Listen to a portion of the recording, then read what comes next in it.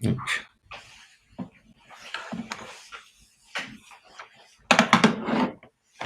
Screen দেখতে পাচ্ছ তো? ঠিক আছে, চলো। তাহলে আজকে হচ্ছে মোটামুটি যাদেরই ফার্স্ট সেমিস্টারে কেমিক্যাল কাইনেটিক্স আছে, মানে এই সেমিস্টারে, দেখবে ওই আজকে যতখানি পর্যন্ত পড়াচ্ছে অতখানি ইউজুয়ালি সিলেবাসে আছে। এবার আমরা সিলেবাসটাকে দেখে নেব। কারো কারো হয়তো একটা ক্লাস কম থাকতে পারে, কারো কারো এর উপরে হয়তো একটা ক্লাস বেশি থাকতে পারে। সেই জন্য এই সিরিজে যে অনলাইনে বললাম কেমিক্যাল কাইনেটিক্সটা একবার আমি শেষ করে দিই, সেটা আজকে পর্যন্ত করলাম আর কি।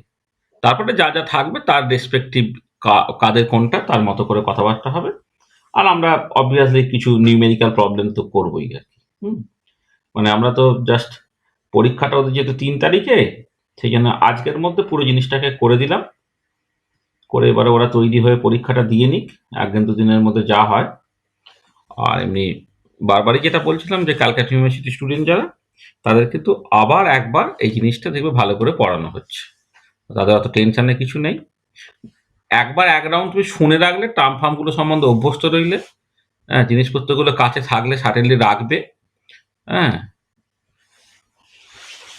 মানে পরের বার আমি যখন মানে আলাদা করে পড়াবো, মানে প্রথম তো খানচারের ক্লাস তো এমনি অফলাইনে নেওয়া হয়েছিল, তারপরে ক্লাসগুলো অনলাইনে নেওয়া হলো। তা সেগুলো আমরা হয়তো 2টো করে ক্লাস একসাথে রিভিশন করে দেবো, করে নিউমেরিক্যাল প্রবলেম টবলেম করবো। আচ্ছা দেখো, আমরা আগের দিনে যেটা আলোচনা করেছিলাম,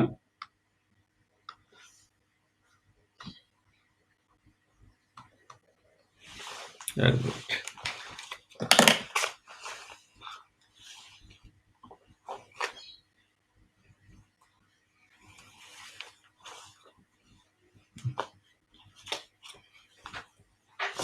শীতের পোশাক পরেছি, ম্যানেজ করতে পারছি না।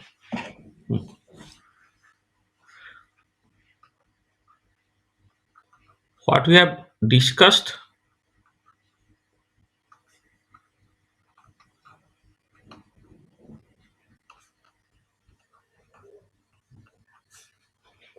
in the last lecture. তো লাস্ট লেকচারে বেসিক্যালি আমরা ক্যাটালিসিসটাকে স্টার্ট করেছিলাম। ক্যাটালিসিস স্টার্ট করে সময় জয়েন করে না, করে না।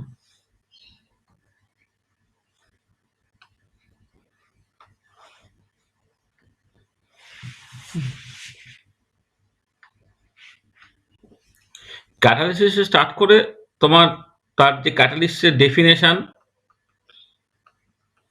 এটা বলেছিলাম। জেনারেল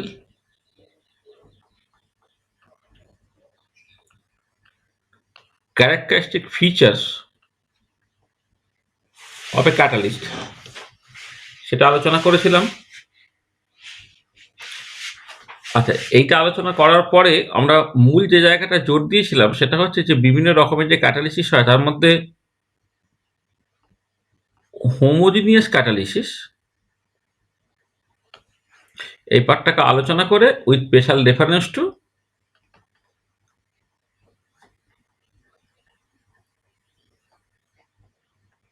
অ্যাসিড বেস ক্যাটালিসিস, এইটা নিয়ে মূলত আমাদের কথাবার্তাটা হয়েছে। আচ্ছা আগে বলি, আগের দিনের এই শেষের পার্টটা একটু তাড়াহুড়ো করে করা হয়েছিল।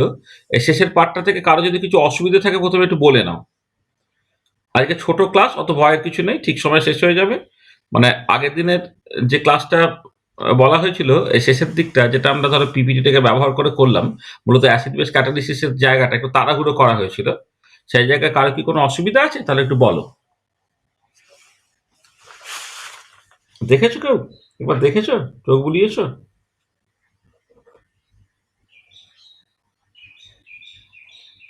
কিছু অসুবিধা আছে?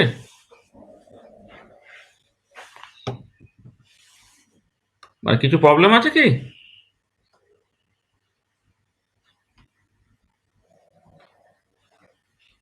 নেই। আর কারো কিছু প্রবলেম আছে? মানে যাদের মূলত সামনে পরীক্ষা দিতে হবে তারা বেশি করে বলো। হ্যাঁ, অন্যদের ডাউটস ক্লিয়ার করার আরো সময় পাওয়া যাবে, কিন্তু যাদের একদম সামনে পরীক্ষা তাদের জন্য মূলত বলছি আর কি। এই যে হোমোজিনিয়াস ক্যাটালিসিস বা অ্যাসিড বেস ক্যাটালিসিসের ক্ষেত্রে যেটা মূল জায়গাটা আর কি, সেটা তুমি প্রথম যেটা মনে রাখবে, এটা কিন্তু হোমোজিনিয়াস ক্যাটালিসিস। তাহলে যে ইম্পর্টেন্ট ফিচারগুলো, সেটা হচ্ছে যে প্রথম যে জিনিসটা তোমাকে মাথায় রাখতে হচ্ছে যে হোমোজিনিয়াস ক্যাটালিসিসের ক্ষেত্রে হচ্ছে রেট অফ দ্য রিয়াকশন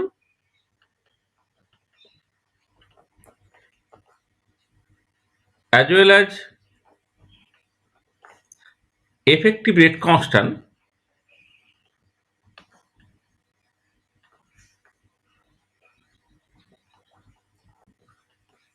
এটা directly proportional to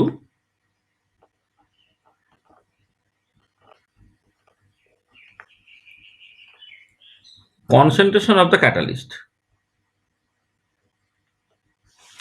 এইটা একটা খুব ইম্পর্টেন্ট জিনিস তোমাকে মাথায় রাখতে হচ্ছে। আর তারপরে যেটা করতে হচ্ছে তোমার এই এফেক্টিভ রেট কনস্ট্যান্টটাকে, এইটা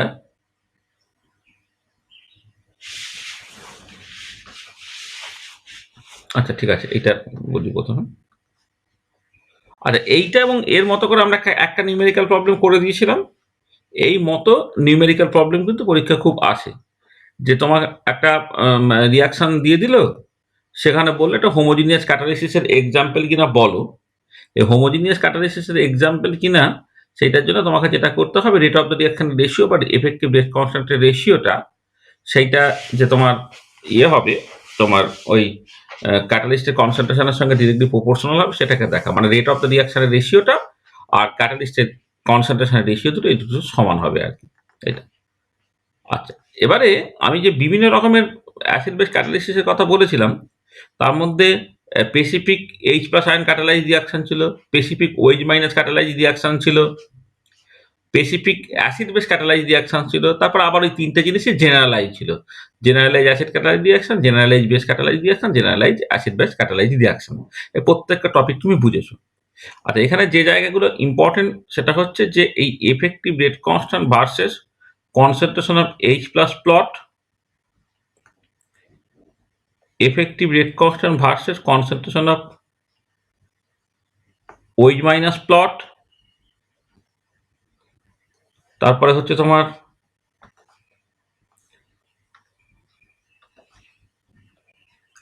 log 10 base K effective versus pH plot. এই প্লটগুলো তোমাকে খুব ভালো করে বুঝতে হচ্ছে। হ্যাঁ, এগুলোকে খুব ভালো করে তোমার বুঝতে হচ্ছে, এটা কি হচ্ছে, এটা হচ্ছে ইত্যাদিতে, এবং বিভিন্ন সিচুয়েশনে। মানে শুধু স্পেসিফিক অ্যাসিড ক্যাটালাইজ রিয়াকশন বা স্পেসিফিক বেস ক্যাটালাইজ রিয়াকশন নয়, স্পেসিফিক অ্যাসিড বেস ক্যাটালাইজ রিয়াকশনের ক্ষেত্রেও তোমার এই যে ডিফারেন্ট টাইপস অফ প্লটস গুলো আছে, সেগুলো একটুখানি দেখা। একটা স্পেসিফিক অ্যাসিড ক্যাটালাইজ রিয়াকশনের জন্য K effective versus concentration of H plus plot, K effective versus concentration of H প্লাসও হতে পারে, বা K effective versus concentration of O H minus plot, সেটা হচ্ছে স্পেসিফিক বেস ক্যাটালাইজ রিয়াকশনের জন্য। আবার স্পেসিফিক অ্যাসিড ক্যাটালাইজ বলো, স্পেসিফিক বেস ক্যাটালাইজ বলো, বা স্পেসিফিক অ্যাসিড বেস ক্যাটালাইজ রিয়াকশনে বলো, সবার ক্ষেত্রে log 10 K effective versus pH যে প্লটগুলো আছে বিভিন্ন কন্ডিশনে, সেগুলোকে একটুখানি দেখা। আর একটা হচ্ছে স্পেসিফিক অ্যাসিড বেস ক্যাটালাইজ রিয়াকশনের জন্য concentration of H plus at which K effective is minimum. এ একটা পার্টিকুলার প্রবলেম করিয়েছিলাম। এই পার্টিকুলার প্রবলেমটা দেখবে, এটা পরীক্ষায় খুব পরে 2 নম্বরের কোশ্চেন হিসেবে। মানে এইখান থেকে একটা 2 নম্বরের কোশ্চেন, এখান থেকে 2 নম্বরের কোশ্চেন পড়ে। আর বাকি যেগুলো থাকবে সেগুলো দেখবে বেশ বড়, বড় নিউমেরিক্যাল প্রবলেমস আছে। যে নিউমেরিক্যাল প্রবলেমগুলো যে কনসেপ্ট শেখানো হয়েছে এতদিন পর্যন্ত, তার বেশি কিছু তুমি করতে পারবে, অসুবিধা হবে না। আমরা দরকার হলে আরো কিছু প্রবলেমস করব, সেগুলো পরে দেখতে পাওয়া যাবে আরকি। ও বাবা! কে আবার আসতেই থাকছে রে। সব ঘুমিয়ে গেছে নাকি? ঘুমিয়ে গিয়েছিল সব?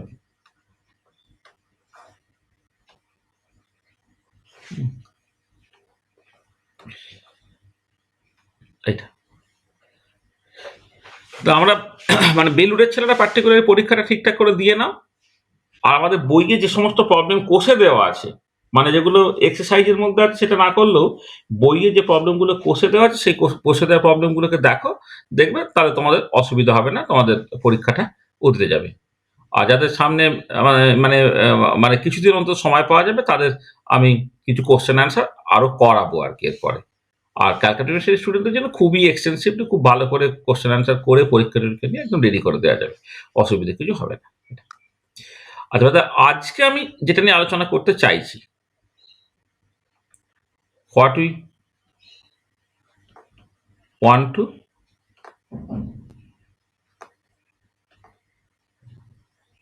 Discuss today. আজকে আলোচনাটা হবে পুরোটাই হচ্ছে এনজাইম কাইনেটিক্স।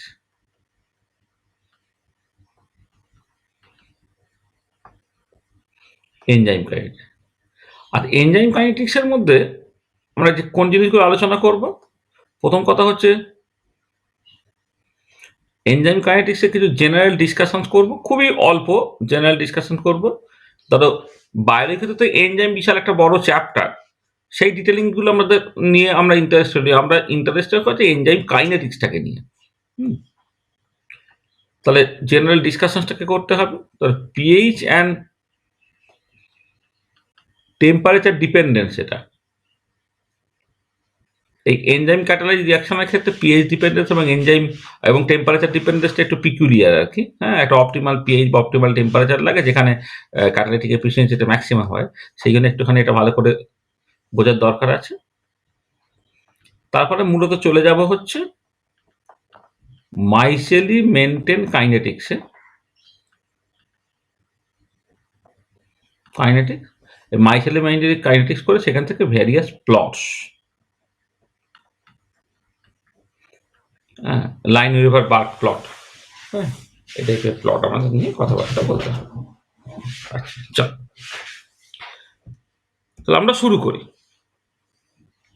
দেখো, তাহলে এনজাইম ক্যাটালাইজ রিঅ্যাকশন যখন বা এনজাইম ক্যাটালিসিস যখন আলোচনা করছি এখানে, তাহলে ক্যাটালিস্টটা কে? না, ক্যাটালিস্টটা হচ্ছে এনজাইম। তার মানে মূলত বায়োলজিক্যাল কোন একটা রিঅ্যাকশন যখন কনসিডার করা হয়, যে বায়োলজিক্যাল রিঅ্যাকশনের ক্ষেত্রে বায়োলজিক্যাল বডির মধ্যেই যেটা ইনহেরেন্টলি প্রেজেন্ট থাকে সেটা হচ্ছে এনজাইম, এবং সেই এনজাইমটা যখন ক্যাটালিস্টের রোল প্লে করছে সেটা হচ্ছে এনজাইম ক্যাটালিসিস। আচ্ছা, এনজাইম সম্বন্ধে দু একটা যখন জেনারেল কথাবার্তা বলবো, এগুলো দেখো ওই তোমরা আমার থেকে অনেক বেটার জানো। এরকম বলা হয় যে enzymes are protein molecules that can catalyse certain specific biochemical reactions. তোমরা এটা জানো যে এনজাইম অ্যাকচুয়ালি প্রোটিন মলিকুলস, যেটা তোমার কোন একটা নর্মালি এখন বাইরেও থাকতে পারে, কারণ ইউজুয়ালি কোন একটা লিভিং হিউম্যান বডি বা লিভিং বায়োলজিক্যাল সিস্টেমের মধ্যে আছে এবং সে কিছু স্পেসিফিক বায়োকেমিক্যাল রিঅ্যাকশনকে ক্যাটালাইজ করে। আচ্ছা, এনজাইম সম্বন্ধে কতগুলো ইম্পর্টেন্ট ফিচার্স হচ্ছে, সেটা হচ্ছে হাইলি সিলেক্টিভ। তবে এই সিলেক্টিভিটিটা হোমোজিনিয়াস ক্যাটালিসিসের ক্ষেত্রে অতটা নয়।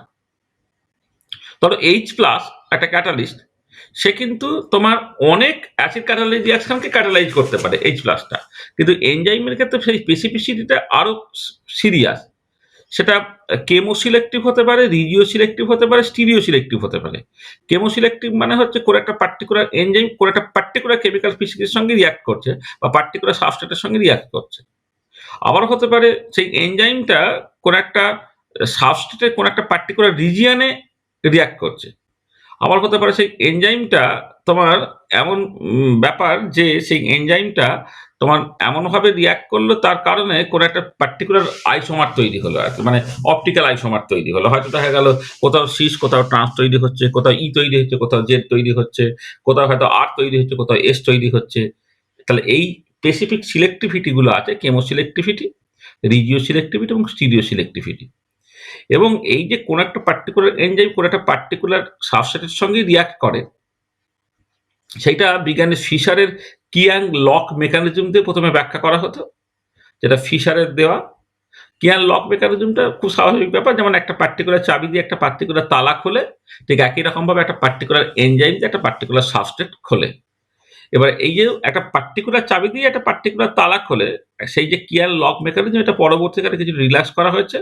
বিজ্ঞানী খোসল্যান্ড তিনি একটা ইনডিউসড ফিড মডেল দিলেন। তিনি যেটা বললেন যে এমন হতে পারে যে এনজাইমের প্রেজেন্সে সাবস্ট্রেটটা নিজেদের কনফর্মেশনে সামান্য চেঞ্জ করে যাতে করে সেই এনজাইমটা ফিট করতে পারে। মানে এনজাইম না থাকলে সাবস্ট্রেটটা যেমন থাকে, এনজাইমের প্রেজেন্সে কিন্তু সাবস্ট্রেটটা নিজেকে তার মতো করে একটু ফ্লেক্সিবল করে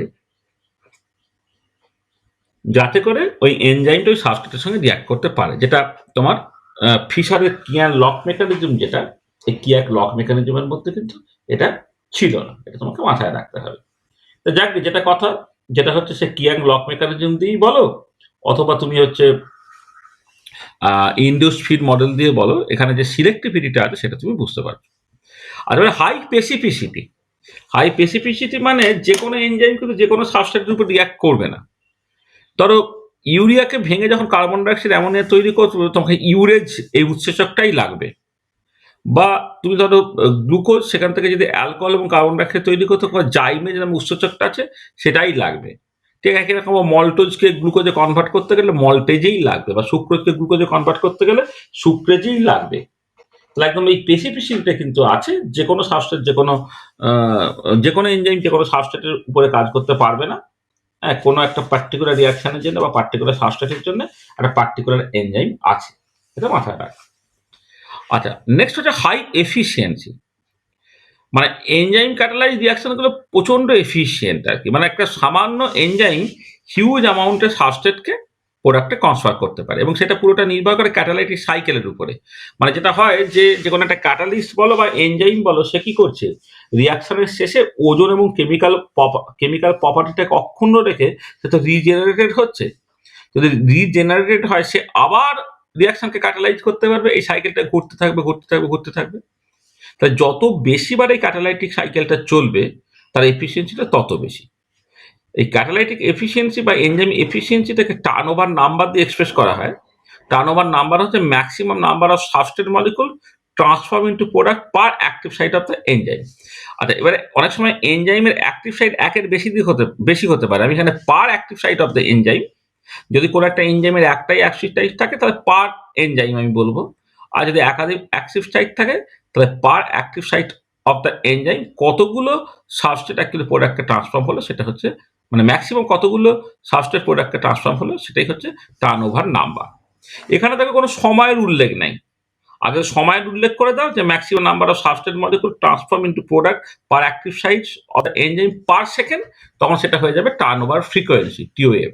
টার্নওভার ফ্রিকোয়েন্সি হচ্ছে maximum number of substrate molecule transform into product per second per active site of the enzyme, সেটা হয়ে যাচ্ছে তোমার টার্নওভার ফ্রিকোয়েন্সি।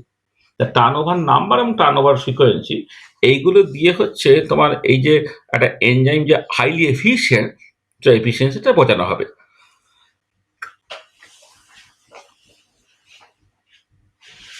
যার টার্নওভার নাম্বার বা টার্নওভার ফ্রিকোয়েন্সি যত বেশি হবে সে তত এফিসিয়েন্ট, এটা। আচ্ছা, এবারে নেক্সট দুটো পার্ট হচ্ছে ভীষণ ইম্পর্টেন্ট, পরীক্ষায় খুব দেয়। একটা হচ্ছে পিএইচ ডিপেন্ডেন্স। আচ্ছা দেখো, এনজাইম এফিসিয়েন্সিটাকে পিএইচ এর রেসপেক্টে প্লট করলে তুমি পরিষ্কার দেখতে পাচ্ছ যে একটা অপটিমাল পিএইচ আছে, যে অপটিমাল পিএইচে এনজাইম এফিসিয়েন্সিটা ম্যাক্সিমাম। তার থেকে কম পিএইচও এফিসিয়েন্সিটা কমে যাচ্ছে, বেশি পিএইচও এফিসিয়েন্সি কমে যাচ্ছে। There is an optimum pH at which enzyme efficiency is maximum. Usually যখন ধরো এর আগে আমি হোমোজিনিয়াস ক্যাটালিসিস উল্লেখ করছিলাম বা অ্যাসিড বেস ক্যাটালিসিস উল্লেখ করছিলাম, depending on the reactions, pH বাড়লে রিয়াকশন রেট বাড়ে বা পিএইচ কমলে রিয়াকশন রেট বাড়ে।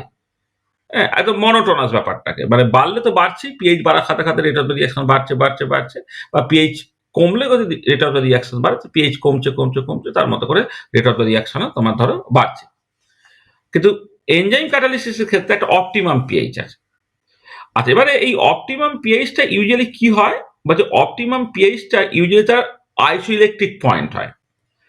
আচ্ছা, এবারে আইসোইলেকট্রিক পয়েন্ট কেন না, আইসোইলেকট্রিক পয়েন্ট কি প্রথমে জিনিসটা আমাকে বুঝে নেব। দেখবো আইসোইলেকট্রিক পয়েন্টে যে দুইটা আয়নিক ফর্ম যেটা, সেটাই মেনলি এক্সিস্ট করে। দেখো, তুমি ধরো একটা নর্মাল এনজাইম মানে ইউজুয়ালি প্রোটিন মলিকুলস, তো যে প্রোটিন মলিকুলস বা অ্যামাইনো অ্যাসিড দিয়ে তৈরি হয়েছে, সেখানে যে দুটো নর্মাল বিল্ডিং ব্লকস, দুটো নর্মাল ফাংশনাল গ্রুপ থাকে, একটা NH2 গ্রুপ, একটা COOH গ্রুপ। আচ্ছা, এবারে NH2 পার্টটা হচ্ছে বেসিক, আর COOH গ্রুপটা কিন্তু অ্যাসিডিক। সেই জন্যে এই যে কোনো একটা অ্যামাইনো অ্যাসিড বা প্রোটিন বা এনজাইম সে এইরকমভাবে থাকছে না, তার বদলে কি হচ্ছে, এটা NH3 প্লাস হয়ে যাচ্ছে, এটা COO মাইনাস হয়ে যাচ্ছে। তাই যে NH3 প্লাস এবং CH3 মাইনাস হয়ে গেলে এটা অ্যাজ এ হোল নিউট্রাল, এটাকে বলা হচ্ছে জুইটার আয়ন। আর এবারে ধরো আমি পিএইচটাকে কমাচ্ছি, অর্থাৎ H প্লাস অ্যাড করছি। H প্লাস অ্যাড করলে কি হবে, এই COO মাইনাসটা H প্লাস নিয়ে COOH হয়ে যাবে। তাহলে তোমার লোয়ার পিএইচে এটা ক্যাটায়নিক হয়ে গেল। আর যদি তোমার H প্লাসটাকে সরিয়ে নাও, অর্থাৎ OH মাইনাস অ্যাড করো, তাহলে কি হবে, এই NH3 প্লাস থেকে সে একটা প্রোটন খেয়ে নিয়ে এটা NH2 করে ফেলবে, এটা COO মাইনাস করবে, এটা অ্যানায়নিক ফর্ম হবে। আচ্ছা এবারে দেখো, তাহলে এই অ্যানায়নিক ফর্মটা থাকছে পিএইচ যখন বেশি তখন, কারণ এখানে H প্লাস অ্যাকচুয়ালি বাদ দিয়েছি তো এখানে, বা OH মাইনাস অ্যাড করেছি। আর এইটা হবে ক্যাটায়নিক ফর্মটা হবে যখন তোমার পিএইচটা হচ্ছে কম, অর্থাৎ H প্লাসটা বেশি আছে। আচ্ছা এবারে দেখো যে যদি দুটো ইলেকট্রোডের মধ্যে তুমি রাখো, তাহলে যখন ক্যাটায়নিক ফর্ম অর্থাৎ লোয়ার পিএইচে ক্যাটায়ন ক্যাথোডের দিকে যাবে, একটা ক্যাটাফোরেসিস হবে। আর যখন তুমি হায়ার পিএইচে রাখছো, তখন অ্যানায়নিক ফর্মটা যা থাকছে বলে অ্যানায়ন অ্যানোডের দিকে যাবে, অর্থাৎ অ্যানাফোরেসিস হবে। অর্থাৎ তোমার আরবিট্রারি পিএইচে যদি দেখো, তাহলে করসপন্ডিং প্রোটিন মলিকুলস বা এনজাইম মলিকুলস বা অ্যামাইনো অ্যাসিড রেসিডিউটা সে কোন একটা পার্টিকুলার ইলেকট্রোডের দিকে যাচ্ছে। এইখানে যেটা আমি পরিষ্কার দেখতে পাচ্ছি, সেখানে হচ্ছে লোয়ার পিএইচে সে ক্যাটায়নিক ফর্মে থাকতে বলে ক্যাথোডের দিকে যাবে, আর হায়ার পিএইচে অ্যানায়নিক ফর্মটা থাকতে বলে অ্যানোড ফর্মে যাবে। এবারে আমি যদি পিএইচটাকে মনিটর করি, একটা পার্টিকুলার পিএইচ পাবো যেখানে মূলত জুইটার আয়নিক ফর্মটা থাকছে বলে সে তো নিউট্রাল। নিউট্রাল যদি হয় যে কোনো একটা পার্টিকুলার ইলেকট্রোডের দিকে তার কোনো প্রেফারেন্সিয়াল মোশন থাকবে না, সেই করসপন্ডিং পিএইচটাকে বলা হচ্ছে আইসোইলেকট্রিক পয়েন্ট। তাহলে আইসোইলেকট্রিক পয়েন্টে মূলত জুইটার আয়নিক ফর্মটা এক্সিস্ট করে, এবং এটা অ্যাজিউম করে নেওয়া হচ্ছে যে জুইটার আয়নিক ফর্মটাই হচ্ছে রেসপন্সিবল ফর ক্যাটালাইটিক অ্যাক্টিভিটি।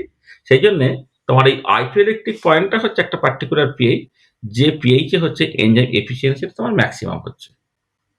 ঠিক আছে, তাহলে তোমার এরকম একটা মেকানিজমের কথা বলা হচ্ছে যে কেন অপটিমাল পিএইচে এনজাইম এফিসিয়েন্সিতে ম্যাক্সিমাম, কারণ অপটিমাল একটা পিএইচ আছে যেখানে জুইটার আয়নিক ফর্মটা এক্সিস্ট করে, আর জুইটার আয়নিক ফর্মটাই হচ্ছে তোমার রেসপন্সিবল ফর ক্যাটালাইটিক অ্যাক্টিভিটি।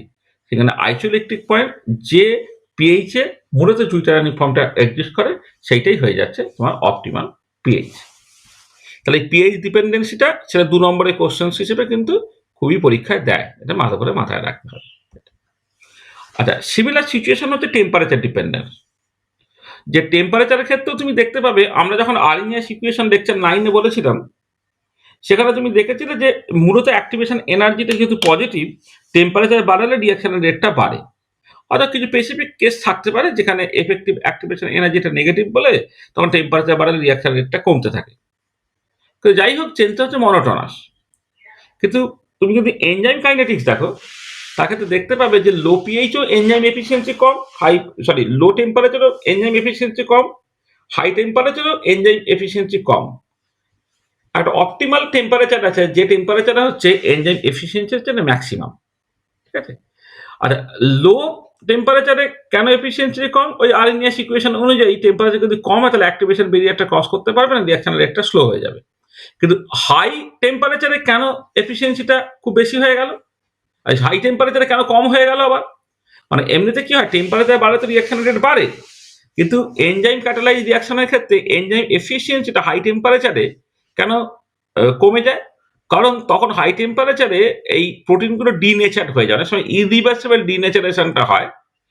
এবারে প্রোটিনের যে টার্সিয়ারি স্ট্রাকচার যেটা বা থ্রি ডাইমেনশনাল স্ট্রাকচার যেটা, সেটা খুব ইম্পর্টেন্ট রোল প্লে করে।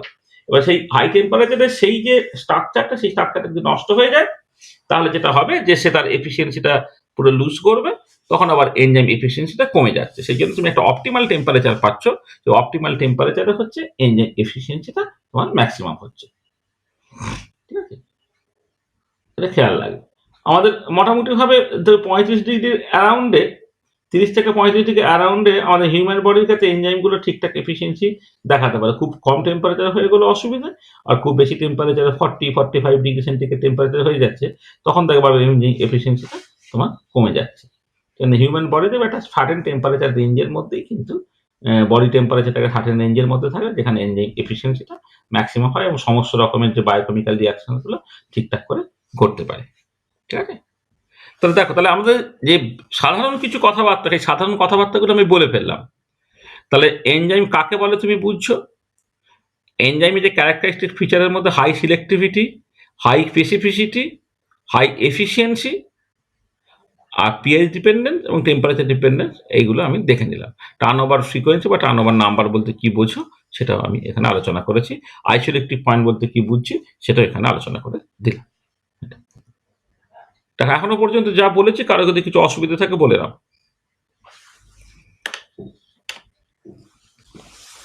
কারো কিছু সমস্যা আছে?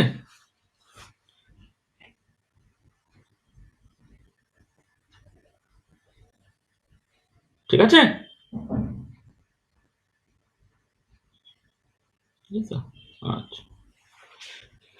আচ্ছা, এবার একটা একটু ভালো করে দেখবে যে মাইসিডি মেনটেন কাইনেটিক্স। হ্যাঁ, আমি যেমন পিএইচ ডিপেন্ডেন্স, টেম্পারেচার ডিপেন্ডেন্স দেখলাম, ধর আমি কনসেন্ট্রেশন ডিপেন্ডেন্স দেখতে চাইছি।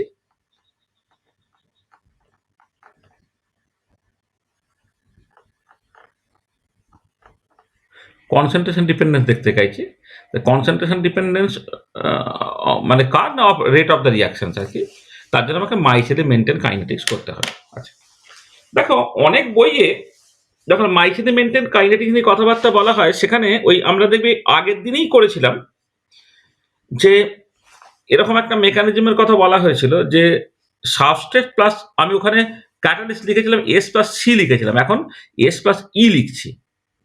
সাবস্ট্রেট প্লাস এনজাইম করে সাবস্ট্রেট এনজাইম একটা কমপ্লেক্স তৈরি করছে, আর সাবস্ট্রেট এনজাইম কমপ্লেক্সটা তারপরে ভেঙে গিয়ে যে প্রোডাক্ট তৈরি করছে এবং এনজাইমটা রিজেনারেটেড হচ্ছে। আচ্ছা, এবারে এই ধরনের মেকানিজম হলে দুটো কেস কনসিডার করতে হয়, যে প্রথমটা ফাস্ট পরেরটা স্লো, আর প্রথমটা স্লো পরেরটা ফাস্ট।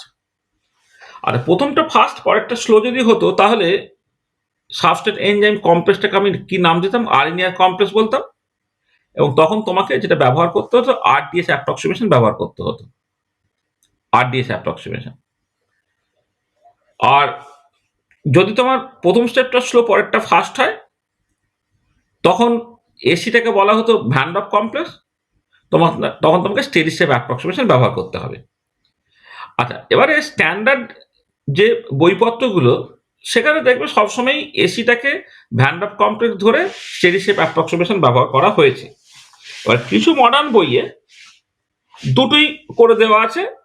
মানে কোথাও তোমার ধরো মানে এতে স্টেডি স্টেপ অ্যাপ্রক্সিমেশন ব্যবহার করেছে, কোথাও প্রি ইকুইলিব্রিয়াম স্টেট অ্যাপ্রক্সিমেশন বা আরডিএস অ্যাপ্রক্সিমেশন ব্যবহার করেছে। আমরা এখানে স্টেডি স্টেপ অ্যাপ্রক্সিমেশনটাই ব্যবহার করছি, কারণ স্টেডি স্টেপ অ্যাপ্রক্সিমেশন দিয়ে সবকিছু অ্যাকচুয়ালি এক্সপ্লেন করতে পারা যায়। হ্যাঁ, এবং খুব ভালো যেসব মনের যে বইগুলো আছে, সেখানে কিন্তু এই স্টেডি স্টেপ অ্যাপ্রক্সিমেশনই ব্যবহার করা হয়েছে। আচ্ছা, ইন অ্যাডিশন টু দ্যাট, আমরা যেটা আগের দিনে বলেছিলাম যে স্টেডি স্টেপ অ্যাপ্রক্সিমেশন করার সুবিধা হচ্ছে যে স্টেডি স্টেপ অ্যাপ্রক্সিমেশন করে ফাইনাল যে রেজাল্টটা পেলে, সেই রেজাল্ট থেকে তুমি আরডিএস অ্যাপ্রক্সিমেশন করে যে রেজাল্টটা পাবে সেটা তুমি নিয়ে চলে আসতে পারবে, যেখানে কে মাইনাস ওয়ানটা মাঝ মাঝ গ্রেটার দেন কে টু, এটা তুমি কিন্তু ধরে নাও। মানে কে মাইনাস ওয়ান যদি মাঝ মাঝ গ্রেটার দেন কে টু ধরে নাও, তাহলে তোমার অ্যাজ প্রথমটা ফাস্ট হয়ে যাবে, পরেরটা স্লো হয়ে যাবে। তখন দেখবে স্টেডি স্টেপ অ্যাপ্রক্সিমেশন থেকে যে রেজাল্টটা পাওয়া গেছে, সেই রেজাল্টটা তখন অটোমেটিক্যালি হচ্ছে আরডিএস অ্যাপ্রক্সিমেশন করে যে রেজাল্টটা পাওয়ার কথা, সেই রেজাল্টটা তোমাকে দিয়ে দেবে। ওই জন্য আমরা এখানে ব্যবহার করব হচ্ছে স্টেডি স্টেপ অ্যাপ্রক্সিমেশন। আচ্ছা, স্টেডি স্টেপ অ্যাপ্রক্সিমেশন বের করার জন্য প্রথমে এই এসির যে চেঞ্জটা উইথ টাইম, সেটাকে বের করতে হয়। 1 মিনিট। ও আসলে এইটা একটু করে দিতে হবে না? 1 মিনিট, 1 সেকেন্ড। এখানে পেজটা তোমার মিস হয়ে গেছে। দাঁড়া 1 সেকেন্ড, আছে কিনা দেখি নাহলে।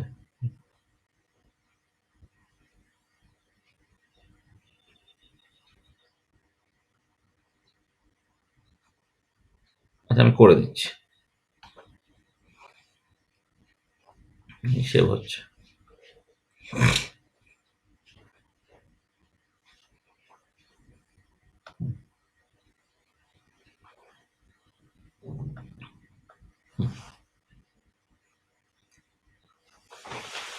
আসলে কি হলো?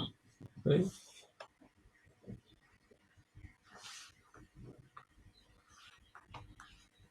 দেখো, অঙ্কটা খেয়াল করো। দেখো আমি এই এসির জন্যে তোমার স্টেডি স্টেট অ্যাপ্রক্সিমেশন ব্যবহার করবো যখন কি লিখবো, D ES by DT K1 into substrate concentration into enzyme concentration minus K minus 1 into substrate enzyme এই concentration minus K2 into AC সেই কনসেন্ট্রেশন। মানে এই যে এখানে দেখো এসিটা তৈরি হচ্ছে K1 দিয়ে আর ভেঙে যাচ্ছে K মাইনাস 1 দিয়ে K2 দিয়ে, কিন্তু প্রথমটা পজিটিভ, বাকি দুটো ক্ষেত্রে হচ্ছে তোমার নেগেটিভ, এটা ব্যবহার করলে। আচ্ছা এবারে দেখো এইখানে যে এনজাইমটা, এইটা হচ্ছে ইনস্ট্যান্টেনিয়াস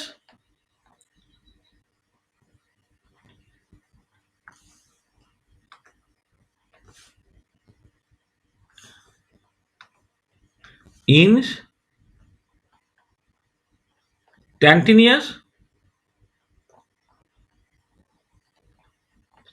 কনসেন্ট্রেশন অফ এনজাইম, তো এটা। আচ্ছা এবারে এনজাইমের কনসেন্ট্রেশনটা ইনস্ট্যান্টেনিয়াসলি কি চেঞ্জ হচ্ছে সেটা না মাপা খুব ডিফিকাল্ট। সেই জন্য আমরা এটা করছি যে total concentration of the enzyme যদি E0 হয়, তাকে এনজাইম সাবস্ট্রেট কম্প্রেস করে যতটা আছে সেটা যদি বাদ দিয়ে দিই, তাহলে instantaneous concentration of the enzyme পেয়ে যাব। মানে এটা হচ্ছে initial concentration of the enzyme, initial concentration of the enzyme. তাহলে initial concentration of the enzyme যেটা আছে সেটা তো দুটো পারপাসে ব্যবহার হচ্ছে, কিছুটা এনজাইম ফ্রি আছে সেটা যে instantaneous concentration of the enzyme, আর কিছুটা এনজাইম সেটা এনজাইম সাবস্ট্রেট কম্প্রেস করে ফেলেছে। সেই জন্য আমি যেটা করলাম যে ইটাকে E0 মাইনাস ইএস সেই মতো করে লিখছি। আচ্ছা এবারে এই পার্টটাকে স্টেডি স্টেট অ্যাপ্রক্সিমেশনে কি হবে, এই পার্টটা তোমার 0 হবে। স্টেডি স্টেট অ্যাপ্রক্সিমেশন যখন করছি সাবস্ট্রেট এনজাইম এটা অ্যাক্টিভেটেড কমপ্লেক্স, তার চেঞ্জটা উইথ রেসপেক্ট টু টাইম যখন তুমি করছো সেটা 0 হয়ে যাবে। তো এবারে এটাকে লিখলাম K1S, এর জায়গায় লিখছি E0 মাইনাস ইএস, তারপরে যেমন আছে K মাইনাস 1। আচ্ছা ইএস বা এসি লেখো, মানে মানে যেটা লিখবে ইউনিফর্মলি লেখো। আমি কিন্তু পুরোটাই এসি লিখছি, তাহলে এসি দিয়ে লেখাটা এখানে কি লিখেছিলাম, এসি লিখেছিলাম তো, হ্যাঁ এসি লিখেছিলাম, যদি এসিটাই দিয়েই লিখি।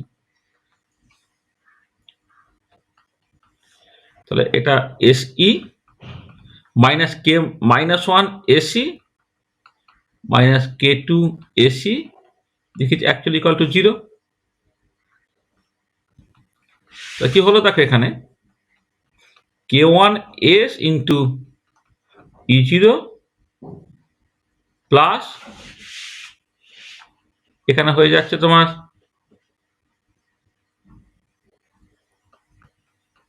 K1S প্লাস K মাইনাস 1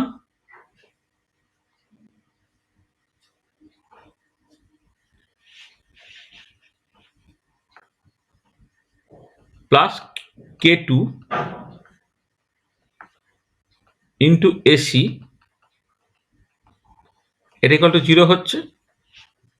তাহলে এখান থেকে এসির কনসেন্ট্রেশন হচ্ছে K1, এস এর কনসেন্ট্রেশন ইন্টু E0 এর concentration divided by K minus 1 plus K2 plus K1 into S এর কনসেন্ট্রেশন, এটা বেরোচ্ছে।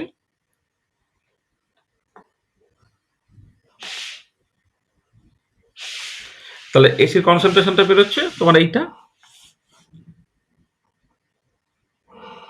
আর K1 দিয়ে যদি ভাগ করে দাও তাহলে এটা হয়ে যাচ্ছে তোমার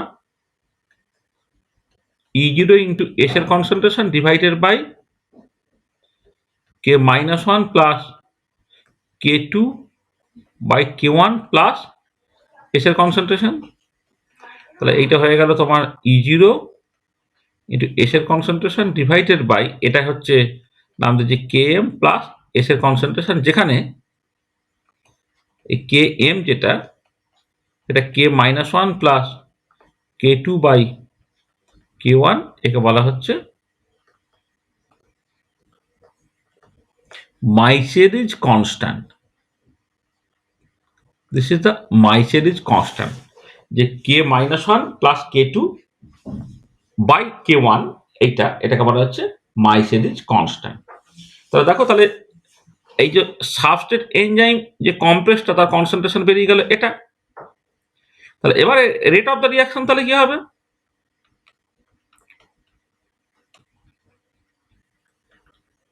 রেট অফ দ্য রিয়াকশন যদি আমি ভি বলি, সেটা হচ্ছে K2 ইন্টু এসি হয়ে যাবে, কারণ স্টেপ 2তেই তো অ্যাকচুয়ালি প্রোডাক্টটা তৈরি হচ্ছে, মানে ভেলোসিটি অফ দ্য রিয়াকশন আর এটা ফরমেশন অফ প্রোডাক্ট আর কি। এটা K2 ইন্টু সাবস্ট্রেট এনজাইম যে কমপ্লেক্সটা তার কনসেন্ট্রেশন, তাহলে সেটা হয়ে যাচ্ছে কত? K2 into E0 into substrate concentration divided by Km plus substrate concentration. এইটা হলো তোমার ভেলোসিটি অফ দ্য রিয়াকশন। তো ভেলোসিটি অফ দ্য রিয়াকশনসকে তুমি এইরকম ভাবে লিখতে পারছো।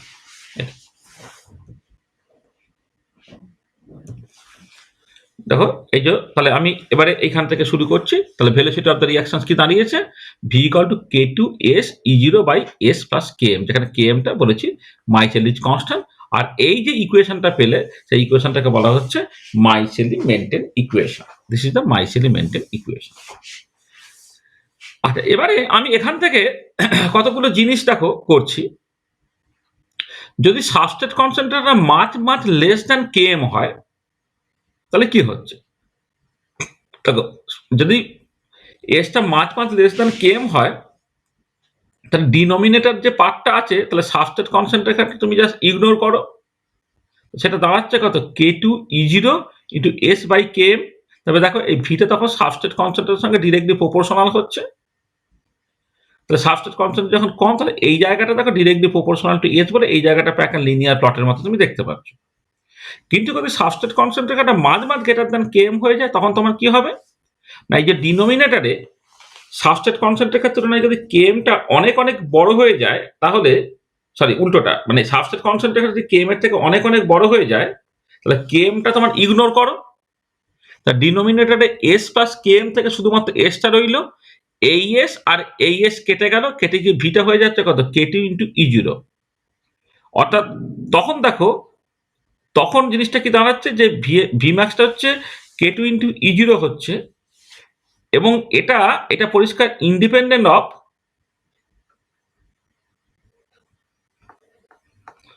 সাবস্ট্রেট কনসেন্ট্রেশন হয়ে যাচ্ছে।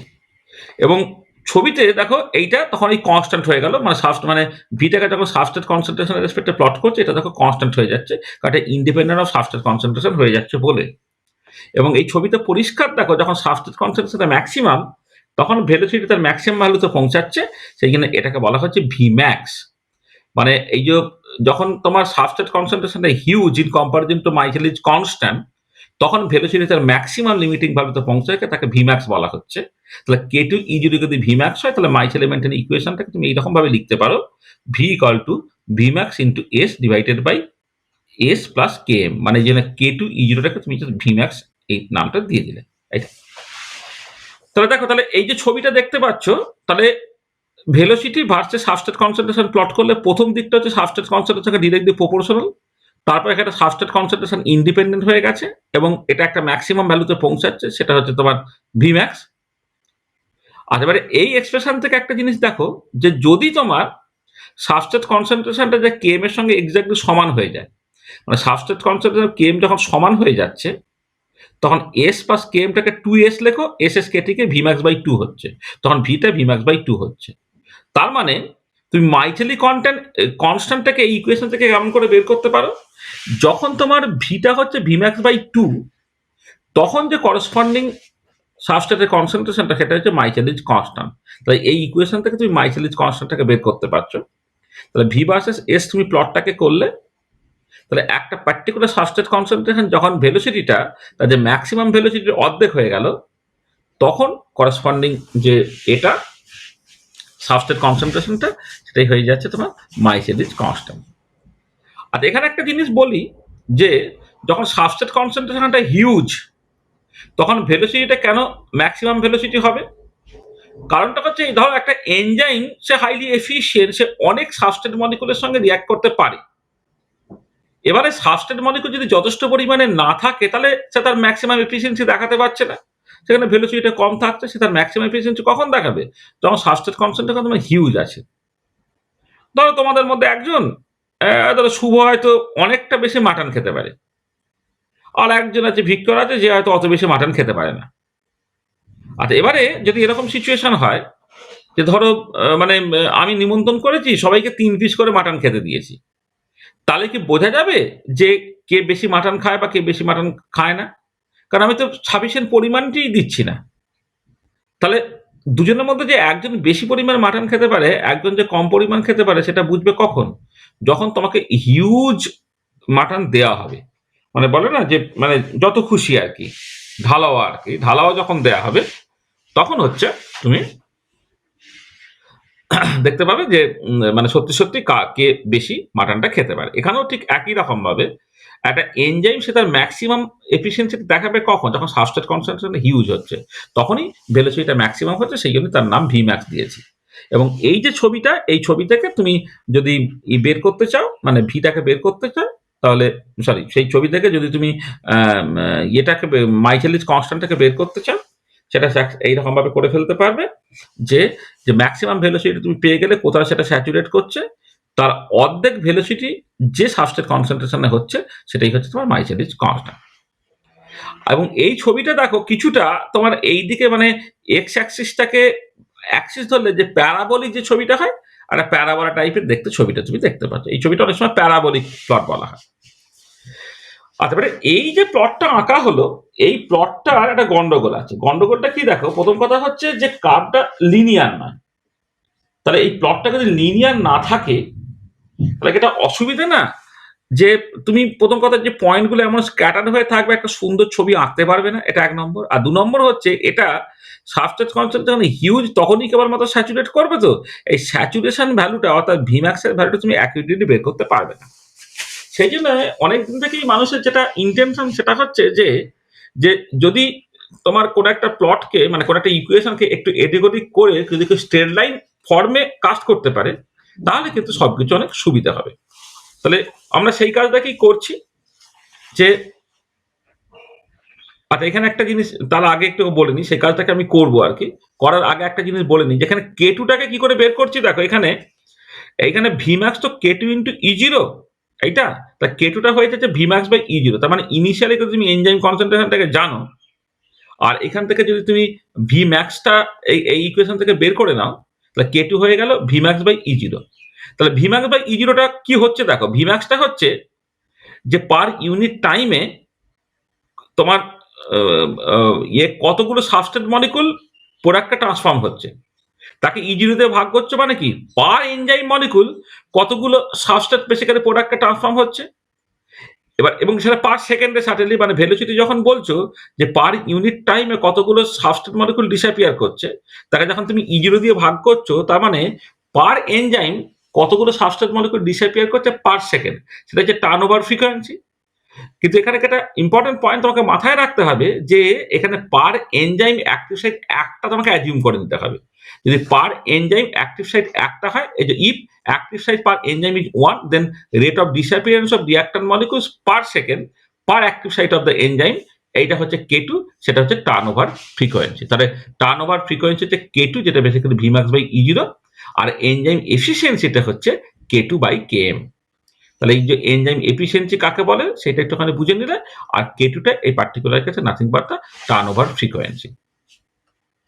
টার্নওভার ফ্রিকোয়েন্সি এটা মাথায় রাখবে। দেখুন টার্নওভার ফ্রিকোয়েন্সি বের করতে গেলে Vmax লাগবে আর E0 লাগবে। E0টা তো initial concentration of the enzyme কতটা সেটা তোমাকে সাপ্লাই করে দেওয়া থাকবে। তাহলে Vmaxটা এই ছবি যদি আঁকো সেখানে কোন ভ্যালুতে স্যাচুরেট করেছে সেখান থেকে তুমি পেয়ে যেতে পারছো। আচ্ছা এবারে যেটা বলছিলাম যে ডিফিকাল্টি অফ মাইকেল মেন্টন প্লটটাকে it is not linear. Linear না লিনিয়ার না হওয়ার জন্য কিন্তু তুমি অনেক কিছু ঠিকঠাক করে করতে পারবে না। ছবিটা লিনিয়ার হলে যেমন স্কেল ফেলে সহজে তুমি এঁকে ফেলতে পারো এবং তুমি একটা লিনিয়ার প্লটের জন্য একটা যেটা বলে লিস্ট স্কোয়ার ফিটিং করে একটা প্রপার ছবি টবি আঁকতে পারবে। নন লিনিয়ার হয়ে গেলে এখন ঠিক আছে কম্পিউটারের সাহায্যে বা বিভিন্ন রকম সফটওয়্যার সাহায্যে ডেটাগুলোকে প্রপারলি ফিট করে তুমি যেমন ইকুয়েশনের ফর্মে ফিট করতে চাইবে সেরকম ফিট করে দেবে। সেটা অসুবিধা কিছু নেই, কিন্তু সবসময় হাতে কষতে গেলে স্ট্রেট লাইন হলে সবসময় হচ্ছে সুবিধা হয়। তার জন্য উপায়টা কি? উপায়টা হচ্ছে এই যে মাইচেলিমেন্টের ইকুয়েশনটা আমরা পেয়েছি, এই যে V equal to V max into substrate concentration divided by S plus K, এটা রেসিপ্রোকাল নিয়ে নাও। রেসিপ্রোকাল নিলে কেমন হচ্ছে যে 1/v equal to S plus K divided by হচ্ছে ভি ম্যাক্স ইন্টু এস। আর এবারে দেখো এইটা বাই এটা যখন করছো তাহলে 1/v ম্যাক্স হচ্ছে, আর এটা বাই এটা করলে K M V max into 1/s হচ্ছে। তাহলে এবারে দেখো 1/v ভার্সেস 1/s যদি প্লট করো, তাহলে একটা স্ট্রেট লাইন হচ্ছে যার ইন্টারসেপ্ট হচ্ছে 1/v ম্যাক্স, আর যার স্লোপটা হচ্ছে K M by V max.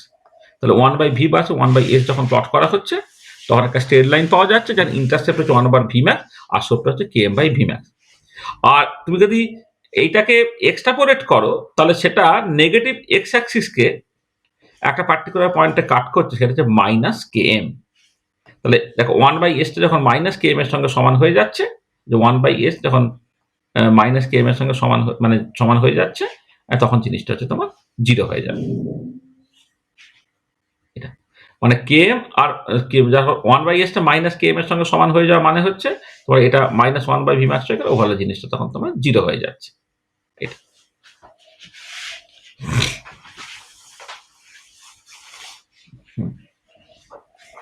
এক minute,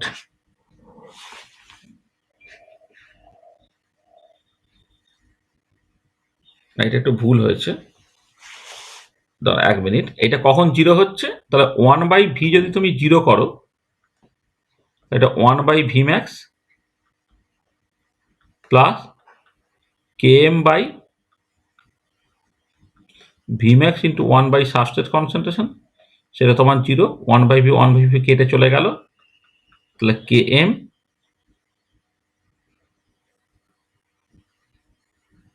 1/v max 1/v max বাদ চলে গেল, তাহলে কে এম বাই এস যেটা এইটা হয়ে যাচ্ছে -1, তাহলে কে এমটা হয়ে যাচ্ছে তোমার মাইনাস এস হচ্ছে। তাহলে এইটা অ্যাকচুয়ালি -1/km হবে। এটা এটা -1/km হবে সাবস্ট্রেট কনসেন্ট্রেশনটা, মানে আমার 1/s প্লট করা হয়েছে না, তো 1/s হচ্ছে -1/km হবে। এটা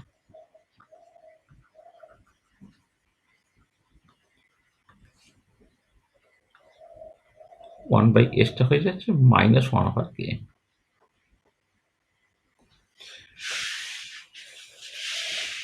-1/km হলে হ্যাঁ, এটা -1/km। এটা তাহলে দেখো, তাহলে তুমি কি হলে যে যখন তুমি মাইচেলিস ইকুয়েশনটাকে এইরকম ভাবে লিখে নিচ্ছ, এইরকম ভাবে লিখে নিলে এবারে তোমাকে 1/v ভার্সেস 1/s প্লট করতে হচ্ছে। দেখ আগে ছিল v ভার্সেস s প্লট, এখন 1/v ভার্সেস 1/s প্লট। তার মানে কি এক্স অ্যাক্সিস বরাবর তুমি রেসিপ্রোকাল নিচ্ছ, ওয়াই অ্যাক্সিস বরাবর রেসিপ্রোকাল নিচ্ছ, এইগুলোকে ডাবল রেসিপ্রোকাল প্লট বলা হয়।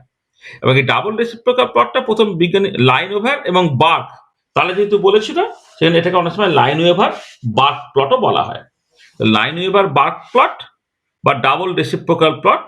দেখো এখন স্ট্রেট লাইন, তোমার কোনো অসুবিধা নেই, যেখানে ইন্টারসেপ্ট হচ্ছে 1/v ম্যাক্স আর স্লোপটা হচ্ছে কে এম বাই যেহেতু ভি ম্যাক্স, তা তুমি ভি ম্যাক্সটাকে বের করে ফেলতে পারছো 1/, ইন্টারসেপ্ট করে, আর কে এম যদি বের করতে হয় তাহলে স্লোপ ইন্টু ভি ম্যাক্স, সেখানে সেটা হয়ে যাচ্ছে স্লোপ বাই ইন্টারসেপ্ট। তার মানে 1/, ইন্টারসেপ্ট থেকে ভি ম্যাক্স এবং স্লোপ বাই ইন্টারসেপ্ট তুমি কে এম যখন পেয়ে যাচ্ছ, তাহলে তুমি টার্ন ওভার ফ্রিকোয়েন্সি বের করে ফেলতে পারবে, টার্ন ওভার এনজাইম এফিসিয়েন্সি বের করে ফেলতে পারবে, কোনো অসুবিধা তোমার হবে না।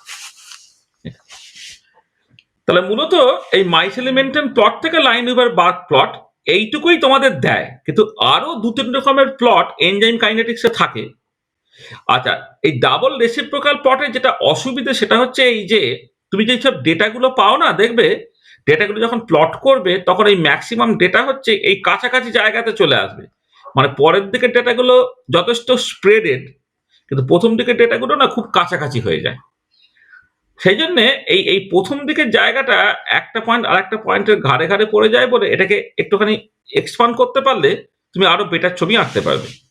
তার জন্য এটা করা হলো যে এই যে ইকুয়েশনটা, সেই ইকুয়েশনটাকে আবার এইরকম ভাবে লিখে ফেলা যায় যে ধরো এই যে তোমার 1/v, সেটা হচ্ছে 1/v max plus K M V max into 1/s। তো এবার আমি এস দিয়ে এখানে গুণ করে দিলাম, তাহলে এস দিয়ে গুণ করে দিলে কি হচ্ছে, সরি আমি এস দিয়ে ভাগ করে দিচ্ছি দাদা, সরি মানে এটাকে এইরকম ভাবে করছি যে এই যে মানে এই ইকুয়েশনটাকে সরি এই যে ইকুয়েশনটাকে আমি এই ফর্মে নিয়ে যাচ্ছি, এই ফর্মে নিয়ে যাচ্ছি। এই ফর্মে নিয়ে যাওয়ার জন্য কি করব আমি? দেখো আমি ধরো ভি দিয়ে প্রথমে সবটাকে গুণ করে দিলাম, করে এই ভি বাই এসটাকে একদিকে রেখে বাকিগুলোকে আর একদিকে নিয়ে চলে যাচ্ছি। এটা খুব ইজিলি করে ফেলতে পারো। মানে এই যে ইকুয়েশনটা আছে, দেখো আমি তোমায় দেখিয়ে দিই। আমার ইকুয়েশনটা আছে কোনটা না 1/, সেটা তুমি একদম সরাসরি মানে মাইকেলি মেন্টেন প্লট থেকেও তুমি করতে পারো, মাইকেলি মেন্টেন ইকুয়েশন থেকেও করতে পারো, অথবা এই ডাবল রেসিপ্রোকাল প্লট করার জন্য যে ইকুয়েশনটা করেছো সেখান থেকেও তুমি করতে পারো। তাহলে আমি কি করছি না 1/v ইকুয়াল টু ছিল 1/v max plus km by v max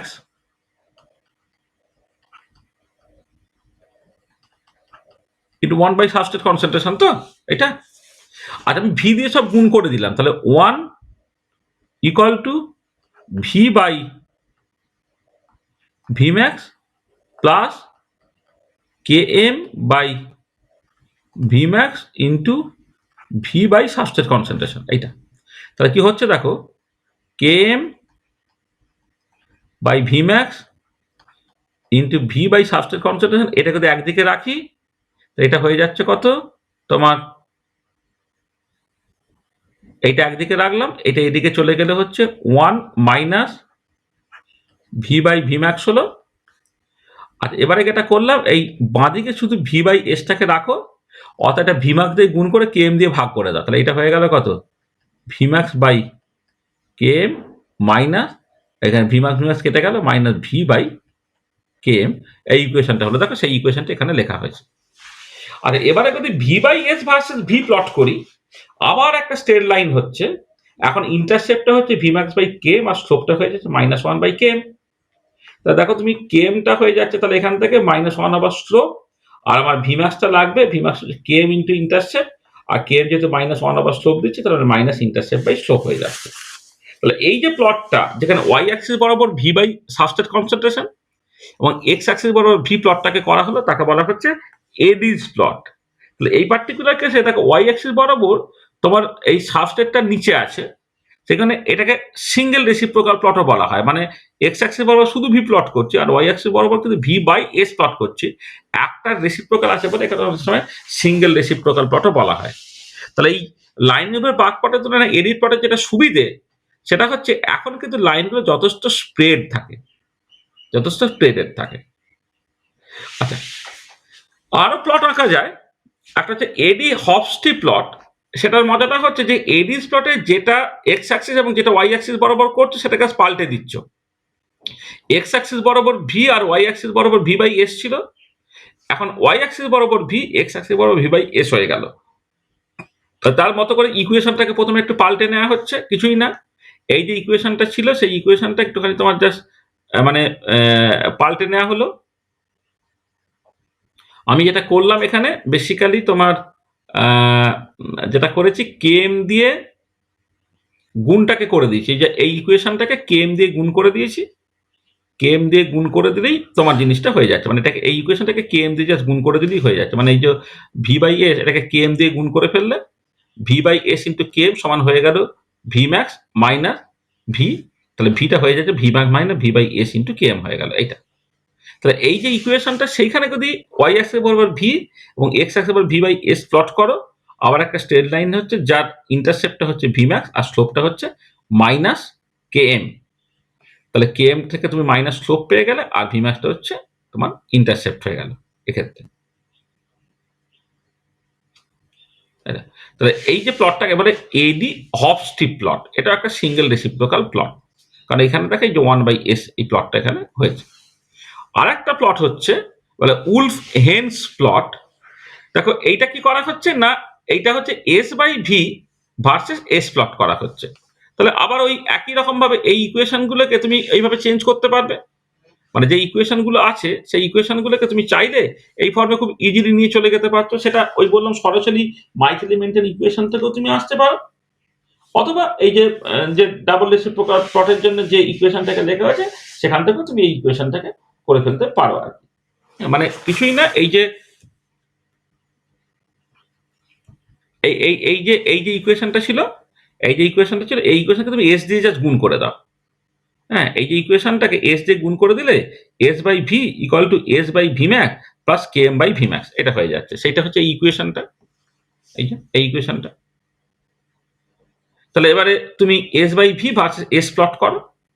S by V versus S plot করলে একটা স্ট্রেট লাইন হচ্ছে, যার স্লোপটা হচ্ছে plus one by V max আর ইন্টারসেপ্টটা হচ্ছে K M by V max. তো সেখান থেকে আবার তুমি ভি ম্যাক্সটা এবং কে এমটাকে পেয়ে যেতে পারো। আর ভি ম্যাক্স কে এম পেয়ে গেলেই তোমার বাকি সব কিছু করে ফেলতে পারবে। মানে এনজাইম এফিসিয়েন্সি ক্যালকুলেট করতে পারবে, যেখানে কে টু বাই কে এম, তুমি টার্ন ওভার ফ্রিকোয়েন্সি ক্যালকুলেট করতে পারবে অ্যান্ড সো অন। তো বোঝা গেল জিনিসটা কেমন করে হলো? তাহলে দেখো, তাহলে আমাদের ইউজুয়ালি মাইথিলি মেনটেন প্লট, তার সঙ্গে এই ডাবল রেসিপ্রোকাল বা লাইন ওভার বার্ক প্লট, এইটুকুই থাকে। কিন্তু আরো বিভিন্ন রকমের প্লট সম্ভব, এডিস প্লট, এডি হফস্টিপ প্লট, উলফ হেন্স প্লট, হ্যাঁ, সেই প্লটগুলো আমি এখানে বলে রাখলাম। ঠিক আছে, বোঝা গেল? আচ্ছা আচ্ছা, আমি একটা নিউমেরিক্যাল প্রবলেম দিচ্ছি, সেই প্রবলেমটা একটুখানি বাড়িতে কষবে। মানে একদম ডিরেক্টলি এখান থেকে করতে পারা যায় বলে, মানে লাইন ওভার বার্ক প্লট থেকে সরাসরি করতে পারা যায় বলে আমি বলছি। প্রবলেমটা নেটে এক বছর পড়েছিল। সেটা হচ্ছে,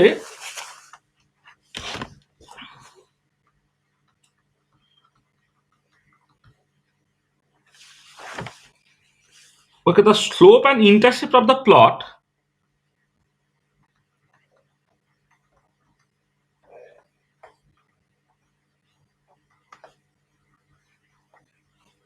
slope and intercept of the plot of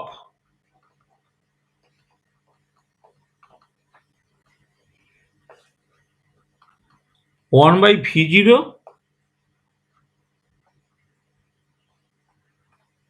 against one by s zero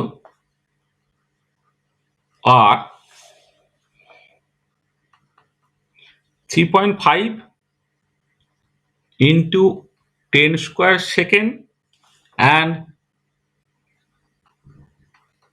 5 into 10 to the power 4 mole inverse liter into second, where v0 and s0 are the initial rate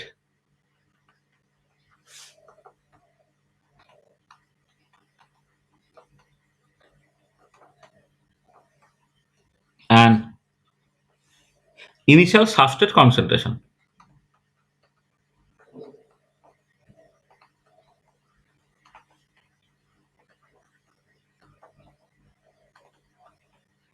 Substrate concentration of an enzyme catalyzed of an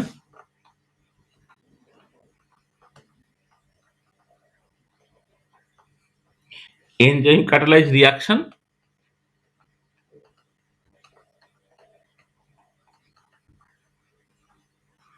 obeying Meiss element and kinetics. এত কিছু বলে দিচ্ছে।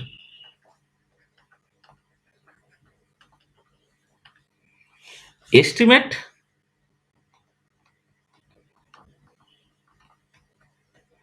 K Meiss constant and turnover number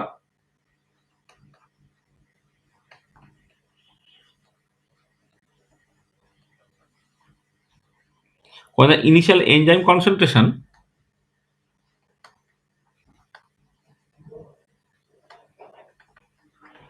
initial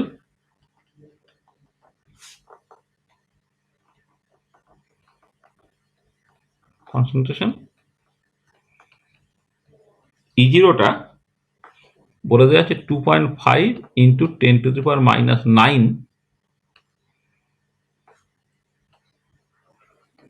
mole per litre. আচ্ছা, এটা তোমার see you 2008 এ পড়েছিল। দেখো, এটা কিছুই না, এইটা হচ্ছে তোমার ওই মাইস এলিমেন্টের যে ইকুয়েশনটা ছিল, আমি হিন্স দিচ্ছি। দেখো, এমনি মাইস এলিমেন্টের ইকুয়েশনটা কি?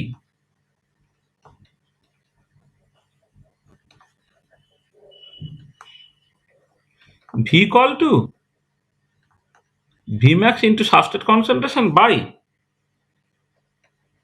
কে এম প্লাস সাবস্ট্রেট কনসেন্ট্রেশন। তো এখান থেকে তুমি যখন 1/v করছো তখন কি হয়ে গেল, এটা 1/v করলে হয়ে যাচ্ছে এটা 1/v max plus km by V max into 1 by substrate concentration, এটা ছিল। আর এবারে আমি এইটাকে দেখো, প্লটটা যেটা করছে কিসে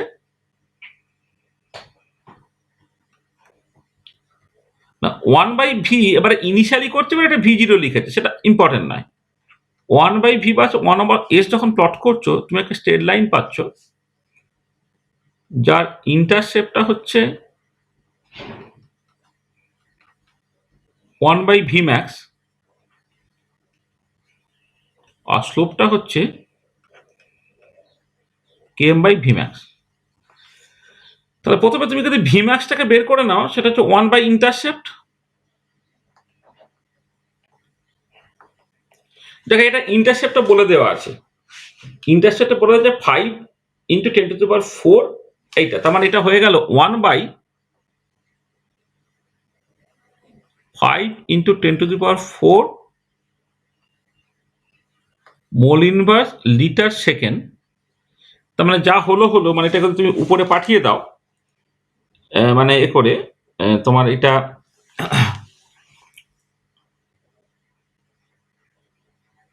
হ্যাঁ, এটাকে যাকে মানে এটা একটা বেরোবে, মানে এটা 1/, আমি আর ক্যালকুলেশনটা কিছু করছি না, এত মোল লিটার ইনভার্স সেকেন্ড ইনভার্স, এটা হচ্ছে ভিম্যাক্স হয়ে গেল। আর কেএমটাকে বের করতে গেলে কি করতে হবে তোমাকে, কেএমটা হচ্ছে স্লোপ বাই ইন্টারসেপ্ট। স্লোপটা কত বলে দিয়েছে, 3.5 into 10² second divide by intercept কত বলে দিয়েছে, 5 into 10⁴ mole inverse litre into second. এইটা তাহলে এইটা যা হবে হবে এত মোল পার লিটার হলো এটা। তারপরে কি কি বের করতে বলেছে দেখো,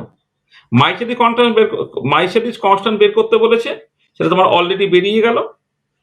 আর হচ্ছে তোমাকে বের করতে হবে, তোমার টার্ন ওভার ফ্রিকোয়েন্সি বের করতে হবে। এইটা হচ্ছে মাইসেডিস কনস্ট্যান্ট।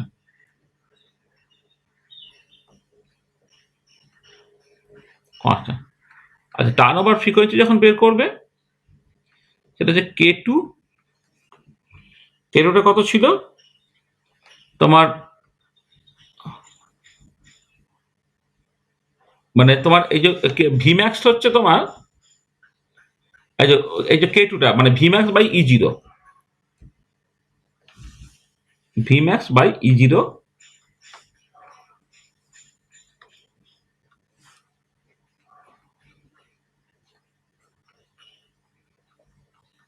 আচ্ছা, ভিম্যাক্স এর ভ্যালু বের করা হয়েছে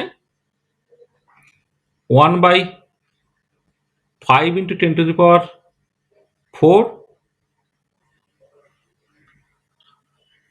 মোল ইনভার্স লিটার সেকেন্ড, নিচে হলে আর কি, না উপরে গেলে তার মতো করে ইউনিট পাল্টাবে।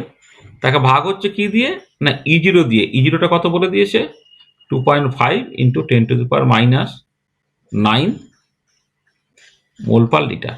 এটা তাই এটা যদি করো, মোল ইনভার্স মোল কাটবে, লিটার লিটার ইনভার্স কাটবে, তাহলে সেকেন্ড ইনভার্সে তোমার অ্যান্সার বেরোবে, আর কিছু বেরোবে ইন্টু সেকেন্ড ইনভার্স। তো দেখো তুমি প্রবলেমগুলোকে করে ফেলতে পারছো।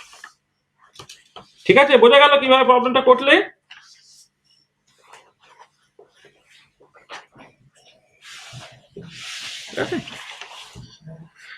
আচ্ছা, আমি জাস্ট এখান থেকে 3টে এমএসকিউর প্রবলেম বলছি।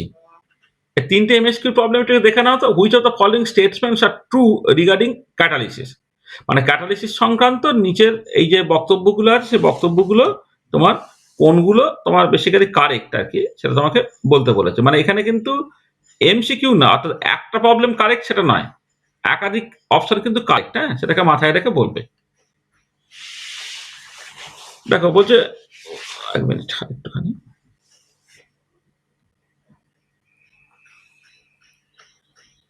দেখো বলছে which of the following statements are true regarding catalysis, বলো in presence of catalyst reactions proceed by an alternative pathway having lower energy of activation, এটা correct. In presence of catalyst value of equilibrium constant increases, এটা ভুল। Negative catalyst decreases the rate of the reactions by raising the activation barrier of the reaction, এটা ভুল। আর catalyst is regenerated at the end of the reaction, এটা ঠিক। তাহলে এই দুটো অপশন হচ্ছে correct. Which of the following statements are true regarding enzyme catalysis? Enzyme activity is maximum at an optimum pH, ঠিক। Enzyme activity increase with increasing temperature, এটা ঠিক নয়, কারণ এটা অপটিমাম টেম্পারেচার ব্যাপার আছে।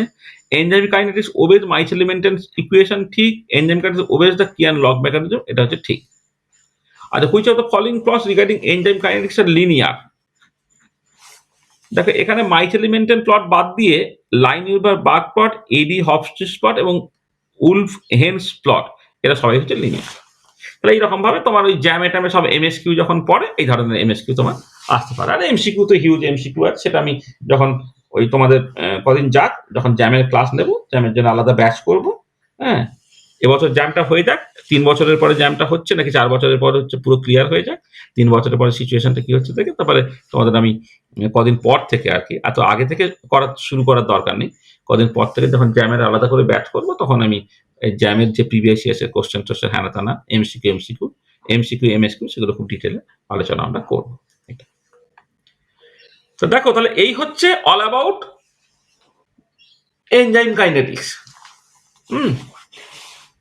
তাহলে আমি একবারে আর এখান থেকে ক্লাসটা কন্টিনিউ করব না, মানে কেমিক্যাল কাইনেটিক্সটা। তাহলে এন্ড অফ লেকচার জাস্ট আমি লিখে দিচ্ছি। এবারে তোমরা একটু অভ্যস্ত হও, মানে আমরা যতটা আমরা বললাম টললাম সবকিছু মিলে, মানে পরপর করে এই লাস্ট ধরো দিন দশেকের মধ্যে, মানে 22 তারিখের পর থেকে আমরা অনেকগুলো ক্লাস পরপর করে নিয়ে ফেলেছি। সেটা হয়তো এতগুলো ক্লাস সপ্তাহে নিলে অনেকের ক্ষেত্রে খুব চাপ হবে, আমি বুঝতে পারছি, কিন্তু পরীক্ষাটা একদম সামনে ছিল বলে কিছু করার ছিল না, আমাদের খুব পরপর করে করতে হতো। আমি আসলে ঠিক করেছি সবাইদের সব সিলেবাস শেষ করব। হ্যাঁ, এটা ওই আগে কি হতো যে বিভিন্ন ক্যাটাগরি স্টুডেন্ট থাকার জন্য আমি হয়তো ক্যালকাটা ইউনিভার্সিটির ব্যাপারটাকে মাথায় রেখে ওদের সিলেবাসটা শেষ করতাম। তাদের বাকিদের সিলেবাসগুলো কি হতো, মানে সব তো তখন মানে তোমাদের আদার দ্যান ক্যালকাটা ইউনিভার্সিটি পরীক্ষাগুলো শেষ হয়ে গেল। 1 মিনিট পজ স্টপ।